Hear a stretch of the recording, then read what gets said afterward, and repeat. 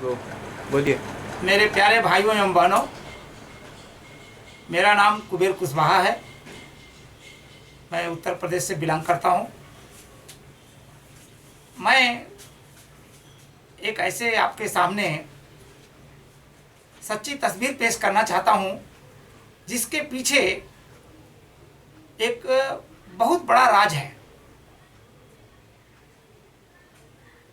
जो हमारे देश में 8 नवंबर के बाद जो स्थिति पैदा हुई है डिमोनेटाइजेशन के द्वारा, उसके ऊपर मैं आपको कुछ बातें बताना चाहता हूँ। मेरे प्यारे भाइयों एवं बहनों, शायद आपको मालूम नहीं होगा, सबसे पहले 1938 में नोट का डिमोनेटाइजेशन शुरू हुआ। 1938 में 10,000 का नोट भी था। इसके बाद 1946 में वो नोट को बंद कर दिया गया। फिर 1954 में 1,000 का नोट आया, 5,000 का नोट आया, 10,000 का नोट भी छपा। उस नोट को भी 1978 में जब मोरारजी देसाई की सरकार आई तो उस 10,000 के नोट को वो बंद कर दिए। बाद में 1987 में 500 का नोट पुनः मार्केट में आया। 500 का नोट 1987 में छपा और 2000 ईस्वी में 1,000 का नोट फिर से मार्केट में आ गया। और अभी जो 2014, 15, 16 जो 16 चल रहा है, 8 नवंबर को हमारे माननीय प्रधानमंत्री जी 1,000 और 500 नोट को बंद कर दिया, डिमोनेटाइजेशन किया। मतलब नोट बंद हुआ। नोट आज से नहीं बंद हो रहा है, ये सन 1938 से लेकर के आज तक बंद होता जा रहा है। लेकिन सबसे बड़ा सवाल हमारा ये है कि हमारे पढ़े लिखे भाइयों को ये पता नहीं है कि हमारे देश में कब कब नोट बंद हुआ और उससे क्या परिणाम आए। नोट इसलिए बंद किया जा रहा है, अभी ऐसा प्रचार किया जा रहा है कि नोट बंद करने से ब्लैक मनी खत्म हो जाएगा। डिमोनेटाइजेशन करने से एक शॉर्टकट लाभ होता है। शॉर्टकट लाभ में क्या होगा कि जो हवाला का कांड था वो बंद हो जाएगा, जो ब्लैक पैसा आतंकवादियों को जाता था वो बंद हो जाएगा।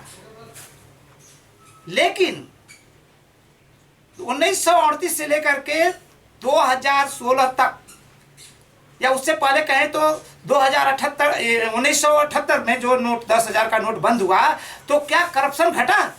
मैं सिर्फ एक सवाल आप पढ़े लिखे भाइयों से पूछना चाहता हूं कि बंद ये प्रचार किया जा रहा है कि ब्लैक मनी से या हमारा इससे डिमोनेटाइजेशन से करप्शन घटेगा। मैं सिर्फ एक सवाल आप पढ़े लिखे भाइयों से पूछना चाहता हूं कि 1938 से 78 तक नोट बंद किए गए, 1,000 के 10,000 के भी नोट बंद हुए, तो क्या हमारे देश का 70 साल के अंदर करप्शन घटा? आप आंकड़ा उठा करके देख लीजिए, पूरे हिंदुस्तान में दिन प्रतिदिन करप्शन बढ़ता जा रहा है, बढ़ता जा रहा है। पीछे से इतिहास उठा करके देखिए, आज पूरे विश्व में हमारे देश का करप्शन में 76वां स्थान है। टॉप 100 में हमारा करप्शन में नाम है। तो इसलिए मेरे प्यारे भाइयों एवं बहनों, आप इस बात पर ध्यान दीजिए कि जो आप लाइन में लगे हैं पैसे के लिए, आप जरा पढ़े लिखे लोग हैं, आप जरा समझिए कि 86% पैसा मार्केट में जो घूम रहा था उसको बंद कर दिया गया और उसकी व्यवस्था न करके 20% पैसे से हम देश चलेगा क्या? आज क्यों लाइन में खड़े हैं? ये झूठा प्रचार किया जा रहा है सरकार का कि हमारे सभी एटीएम में पैसा आ गया। मैं आपको चैलेंज करता हूं कि 80% एटीएम हमारे आज देश के बंद है, जिसमें लोग लाइन में लगे हुए हैं। कोई धनी आदमी लाइन में खड़ा है क्या? नहीं, सिर्फ गरीब आदमी खड़ा है। पूरे हिंदुस्तान के सभी गरीबों का लाइन में खड़े हुए लोगों का अगर आंकड़ा निकाला जाए तो पता चलेगा कि हजारों करोड़ का डेली उनका लॉस हो रहा है। क्यों?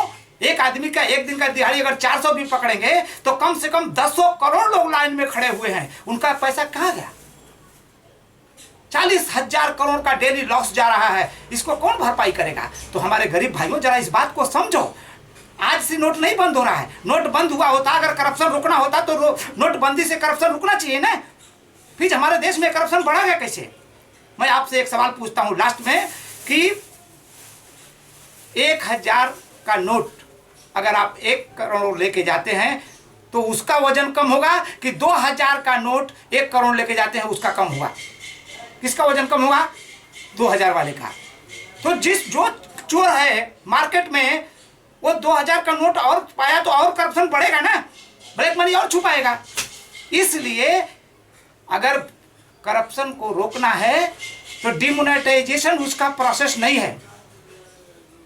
डिमोनेटाइजेशन से करप्शन नहीं रुक सकता, ब्लैक मनी नहीं रुक सकता। उसका प्रोसेस चेंज करना पड़ेगा, उसका प्रोसेस चेंज करना पड़ेगा। और हमारे पढ़े लिखे भाई जो लाइन में खड़े हैं, आप जरा सोचो, आप बिना पढ़े लिखे वाले की बात को मान करके उसके लाइन में जय हिंद जय हिंद जय हिंद बोलते जाते हैं। आप सोचिए कि इसका बंदी का क्या प्रभाव पड़ रहा है हमारे देश में, कहाँ तक हमारे देश का ये ग्रोथ रेट जाएगा, कहाँ पर हमारी विकास दर जा रही है। आपको मालूम नहीं होगा शायद 2013-14 में हमारे देश की ग्रामीण गरीबी 31% थी और आज जो है 51% हो गई है। इसके पीछे आप लोग नहीं सोचते।